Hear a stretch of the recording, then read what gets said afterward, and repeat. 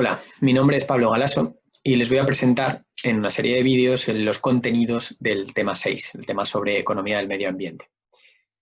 Vamos a comenzar en este primer vídeo con una introducción, una presentación general de los contenidos teóricos que vamos a estudiar. Y para ello partimos de un ejemplo que utiliza el libro, por cierto, el capítulo 20 del libro. El libro parte con un ejemplo de una famosa apuesta que tuvo lugar en 1980 entre el biólogo Paul Ehrlich y el economista Julian Simon. No es una apuesta de bar, es una apuesta que se formaliza a través de un artículo en la revista Social Science Quarterly y en la que Paul Ehrlich, el biólogo, plantea que el rápido incremento de la población haría que los recursos minerales escasearan y por lo tanto que en los próximos 10 años los precios de una canasta de 5 productos básicos o 5 commodities como el cobre, el cromo, el níquel, el estaño y el tungsteno se iban a incrementar, era lo que planteaba Ehrlich, ¿no? Por otro lado, Simon opinaba lo contrario, opinaba que estos precios en realidad iban a bajar en la siguiente década y la razón que fundamentaba su apuesta era que la humanidad nunca acabaría con los recursos minerales porque el incremento de los precios llevaría a que se buscasen nuevos yacimientos y otras vías para lograr economizar estos recursos, ¿no? Entonces, para formalizar la apuesta, lo que hicieron es que ambos compraron en 1980, en septiembre del 80, $200 de cada uno de estos commodities. Un total de $1.000 valía la canasta de estos 5 productos básicos. Y observaban cómo iban a evolucionar los precios en la siguiente década. ¿Qué sucedió en los siguientes 10 años? Bueno, pues que la población mundial aumentó casi un 20%, un 19% en total, que el ingreso per cápita también se incrementó un 15% en esos 10 años, pero que los precios de los commodities ajustados por inflación en realidad cayeron, bajaron. El valor de la canasta de $1.000 pasó a 423. Eso implicó que Ehrlich, el biólogo, perdió la apuesta y tuvo que pagar la diferencia a Simon, a Julian Simon. Bueno, en realidad lo que nos está mostrando esta apuesta, este ejemplo como motivación, parece un poco paradójico, ¿no? Empezar el tema sobre medio ambiente con una apuesta en la que quien argumenta, como es Paul Ehrlich, que el exceso de utilización de los recursos naturales por parte de la especie humana va a llevar a una escasez cada vez mayor de estos recursos y por lo tanto a un aumento de precios, quien argumenta eso parece que pierde una apuesta. Pero también lo que nos está mostrando es que probablemente cuando nosotros observemos evoluciones en periodos de una década, nos estamos perdiendo una parte muy importante digamos, de la realidad, ¿no? Estamos dejando de observar algo que es la tendencia de, por ejemplo, la oferta de recursos naturales y la escasez de recursos naturales. En 10 años no podríamos observar esto. Esto es una gráfica que representa el índice de precios de los productos básicos en una escala temporal más larga, desde 1970 hasta mediados de la década de 2010, y en gris se observa el periodo de la apuesta de Simon Ehrlich, ¿no? Ahí se puede ver cómo Ehrlich perdió porque el conjunto de los productos básicos redujeron su precio, ¿no? En esos 10 años. Si uno amplía temporalmente esto, observa que esta evolución no es así de clara, ¿no? De hecho, en el largo plazo, hasta el momento, lo que podemos decir es que los precios de los commodities no han cambiado sustancialmente. Ha habido a corto plazo shocks de oferta y de demanda que generan cambios repentinos, ¿no? Porque las curvas de oferta y demanda de estos productos básicos suelen ser inelásticas en el corto plazo, ¿no? Por otro lado, subidas de precios que incentivan la inversión en tecnologías de extracción, ¿no? Cuando se sucede esto, cuando los precios aumentan, como por ejemplo a partir de finales de la década del 90, el despegue de la economía china lleva a que se demanden cada vez más productos básicos y por lo tanto que aumenten estos precios. Estas subidas de precios incentivarían a la inversión en tecnologías relacionadas con la extracción y que esa escasez de productos básicos, esa escasez repentina se reduzca, ¿verdad? Lo que podríamos decir es que la oferta de recursos naturales, por lo tanto, es muy grande, es enorme, porque la cantidad de recursos que existen en la corteza terrestre es grande. Eso no implica, por supuesto, que no existan tensiones que vamos a ver a lo largo de este tema. Tensiones asociadas con los niveles de vida, cómo han evolucionado los niveles de vida. Nosotros hemos estudiado en momentos anteriores de este curso que las personas a lo largo del tiempo han mejorado su calidad de vida, ¿no? Por ejemplo, lo podemos medir a través del PIB per cápita. Y no solamente eso, sino que además la cantidad de personas vivas sobre el planeta Tierra ha aumentado exponencialmente en los últimos años, ¿no?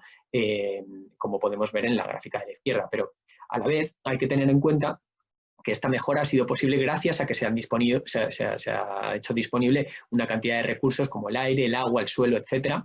Y estos recursos en su momento eran, y algunos de ellos siguen siéndolo, abundantes y gratis, más allá de los costos de extracción, ¿no? Algunos de ellos, como los hidrocarburos o los recursos minerales, siguen siendo abundantes y otros, como por ejemplo el aire limpio, la biodiversidad o el agua limpia, se están volviendo escasos en algunas ciudades, en algunas partes del planeta, ¿no?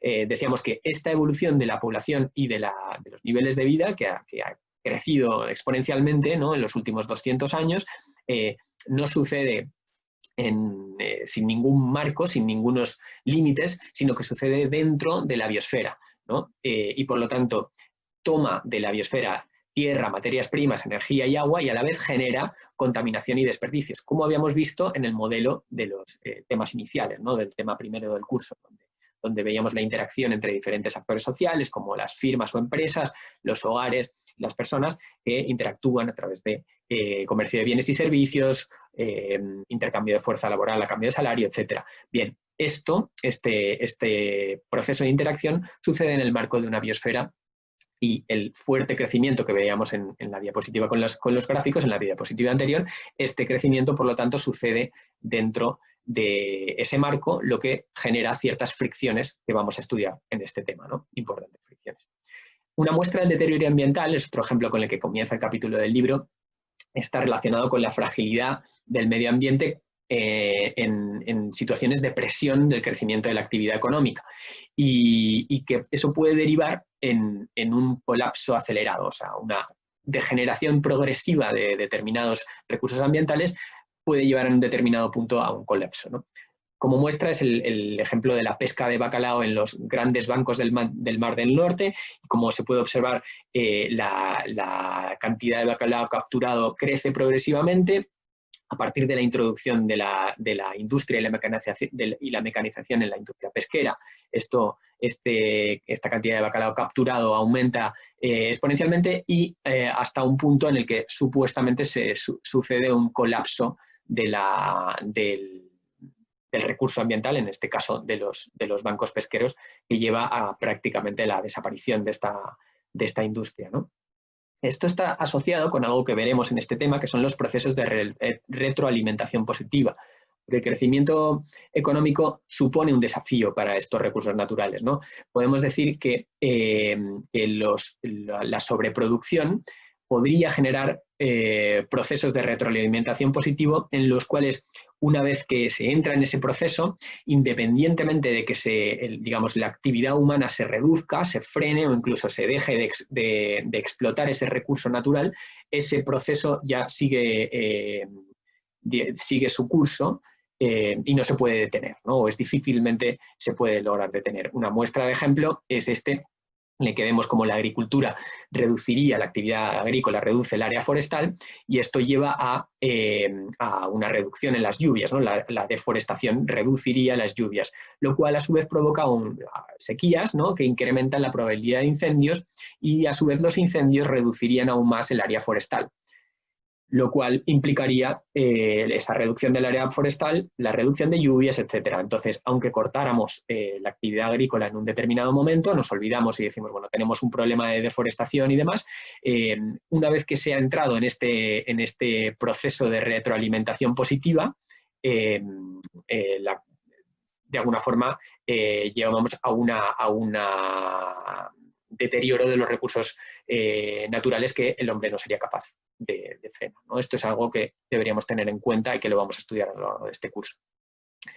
En relación con los problemas ambientales, es importante tener en cuenta que el agotamiento de los recursos básicos y el calentamiento global son dos aspectos de la degradación ambiental, pero hay diferencias entre ambos, ¿no? La mayor parte de los problemas ambientales que hemos estudiado hasta ahora son recursos, son problemas a escala local, ¿no? Y están relacionados con recursos que tienen precios y que se negocian, y por lo tanto que el uso excesivo se puede autocorregir a medida que aumentan los precios de estos bienes escasos.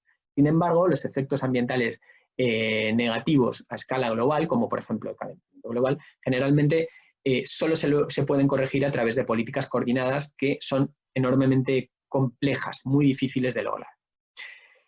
Recapitulando conceptos que hemos visto hasta ahora y antes de comenzar y profundizar en este tema, recordemos que en el tema 1, capítulos 1 y 2 del libro, hemos estudiado cómo la producción y la distribución de bienes y servicios se da en un sistema físico y biológico dentro de la biosfera y que el planeta tiene una capacidad limitada, tienes límites para absorber la contaminación, ¿no?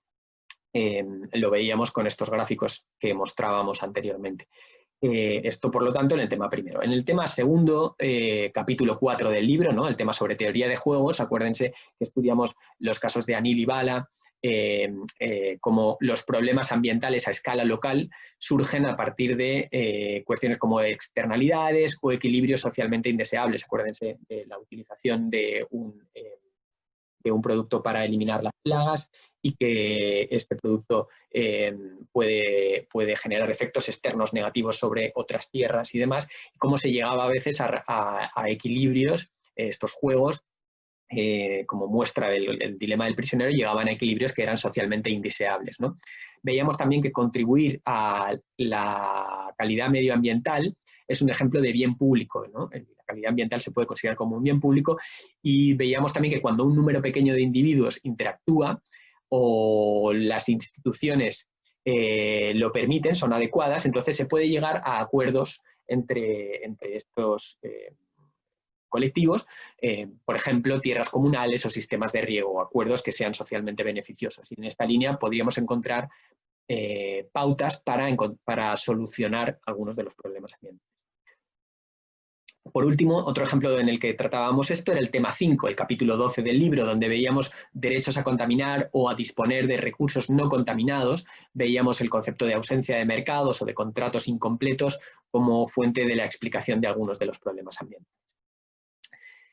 En general, lo que vamos a hacer en este tema va a ser retomar algunas de estas ideas y vamos a ampliar los problemas ambientales, porque vamos a considerar también el problema del cambio climático. De hecho, nos vamos a centrar principalmente en la primera parte del tema en el problema del cambio climático. Veremos que, al igual que algunas fallas de mercado que hemos estudiado en momentos anteriores, que son más de carácter local, el cambio climático aparece porque hay mercados inexistentes. Esto lo tienen en común los problemas que hemos visto hasta ahora y el cambio climático, pero a diferencia de los problemas ambientales que hemos estudiado hasta ahora, que son más de carácter local, el cambio climático es un problema, decíamos, es un problema global. Es un problema que combina mercados inexistentes, que combina incertidumbre, que combina la posibilidad de procesos de retroalimentación positiva, como estos que hemos explicado ahora, cuestiones relacionadas con puntos de inflexión ambientales o umbrales ambientales a partir de los cuales ya no hay vuelta atrás. Y además la necesidad de la cooperación internacional, algo que es enormemente complejo, asociado también con problemas intergeneracionales, ¿no? Digamos, de alguna forma nuestra actividad va a estar influyendo en las actividades que tengan las generaciones futuras. Eso implica que el cambio climático se pueda considerar o se deba considerar como el gran desafío de nuestro tiempo, el gran desafío que afronta la humanidad y, por lo tanto, requiere de todo el conocimiento que disponemos hoy día, incluso de nuevo conocimiento que todavía no ha sido generado para poder resolverlo y afrontarlo adecuadamente. Cerramos este vídeo presentando el índice de contenidos que vamos a ver en los siguientes. Después de esta introducción que hemos visto en este tema, veremos en el vídeo siguiente, entraremos en el tema del cambio climático, analizaremos la reducción de daños ambientales desde una perspectiva de costo-beneficio, estudiaremos temas relacionados con conflictos de interés, veremos una serie de políticas y medidas ambientales, qué desafíos enfrenta el tema de la medición, cómo medir el valor de los bienes ambientales, qué políticas hay a escala dinámica, introducimos ahí el concepto del tiempo, y analizaremos algunos modelos de dinámica ambiental para cerrar el tema con cuestiones asociadas con la lucha contra el cambio climático y la complejidad y las dificultades que se asocia en relación con este punto. Así que cerramos aquí y, como hemos dicho, en el siguiente vídeo vamos a parar a estudiar el problema del cambio climático.